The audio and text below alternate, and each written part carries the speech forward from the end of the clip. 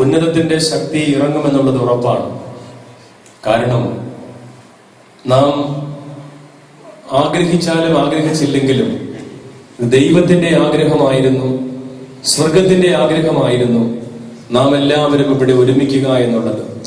എല്ലാ തടസ്സങ്ങളും ദൈവമായ കർത്താവ് എടുത്ത് മാറ്റിക്കൊണ്ട് ഇതാ നമ്മെ എല്ലാവരെയും ഈ അൽത്താരയുടെ ചുറ്റും ഒരുമിച്ച് കൂട്ടിയിരിക്കുകയാണ്. അതുകൊണ്ടാണ് കർത്താവിന്റെ വചനം സ്ഥിരീകരിക്കുക.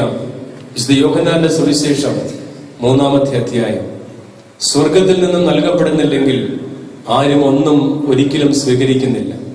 ദൈവമായ കർത്താവ് ആഴമായ പശ്ചാത്തലത്തിലേക്കും വലിയ മാനസാന്തരത്തിലേക്കും പൂർണ്ണമായ സമർപ്പണത്തിലേക്കും കൂട്ടിക്കൊണ്ടുവരികയാണ് നമ്മെ ഓരോരുത്തരെയും.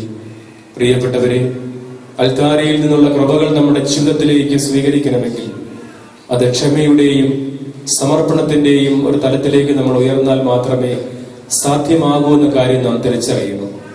ഒരു നിമിഷം കണ്ണുകൾ അടച്ചുകൊണ്ട് എന്റെ കർത്താവിന്റെ ഇഷ്ടത്തിനെതിരെ, പ്രമാണങ്ങൾക്കെതിരെ, വചനങ്ങൾക്കെതിരെ, എന്റെ സഹോദരങ്ങളുടെ ജീവിതത്തിനെതിരായി ചെയ്തു പോയ സകല പാപങ്ങളെയും ഓർത്ത് ആത്മാർത്ഥമായിട്ട് പശ്ചാത്തപിച്ചുകൊണ്ട് ഈശോയെ, ഈ ബലിയിൽ അവിടുത്തെ രക്തം കൊണ്ട് എന്റെ സകല പാപങ്ങളും ക്ഷമിച്ച് കഴുകി വിശുദ്ധീകരിച്ച് എന്നെയും എന്റെ കുടുംബാംഗങ്ങളെയും ഈ സമൂഹത്തെ മുഴുവനും അനുഗ്രഹിക്കണമേ എന്ന് പ്രാർത്ഥിച്ചുകൊണ്ട് ഈ അൽത്താരയിൽ ഈ സമൂഹത്തിന്റെ മുഴുവൻ നിയോഗങ്ങൾ ചേർത്ത് വയ്ക്കുന്നു.